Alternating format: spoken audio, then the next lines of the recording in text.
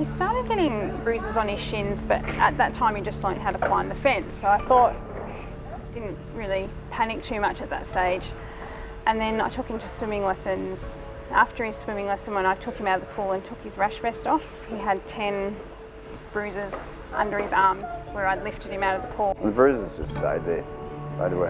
He's just getting more bruises than... Yeah. And it just happened so quickly. Initially it was just the platelet count was low.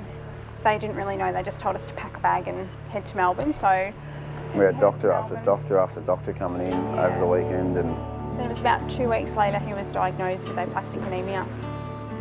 It was scary, we'd never heard of it before. Everything stopped and we just had to start a whole new life pretty much. Like everything's different.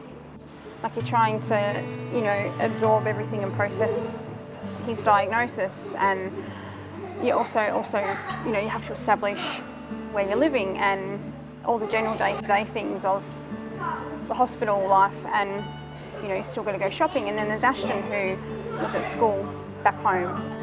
I guess at the end of the day, this is out of our hands. We can't change any of it as much as we want to. There's not a lot, you know, I can't wave a wand and make the boys better. So because everything is so uncertain, we don't know what time we have, the only thing that we can do is make the memories and keep going. And you know, sitting in bed being depressed, it's wasting time. We need to be out enjoying the boys while they're healthy and seeing them together. You know, you look and you think, you take so much for granted.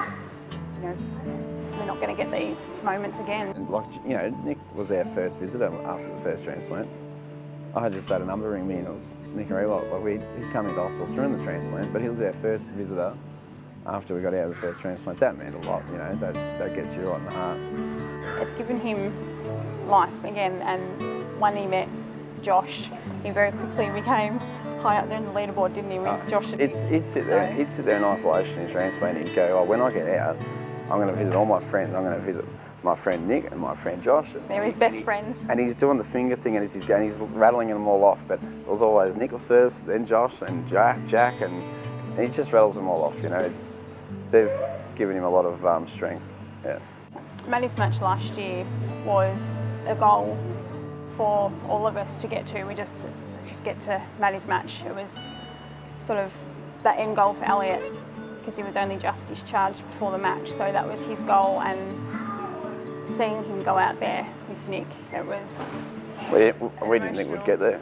We didn't think we'd get to that day. So this time around, it's, you know, look at how far he has come. He's had a second transplant, you know, since last Maddie's match.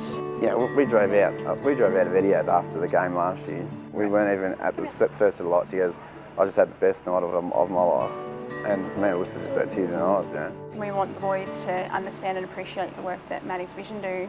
So we wanted to be honest, and they understand, you know, to a degree. It's a tiny thing we can do to give back, you know, for what they've done for us and what they're, you know, I mean, any research, it helps us, but it helps, you know, Ashton in the future and also other families and stuff. I mean, and Maddie's Vision got 13 research projects on the go, and they've come a long way in such a small amount of time. And Maddie's Vision have been awesome.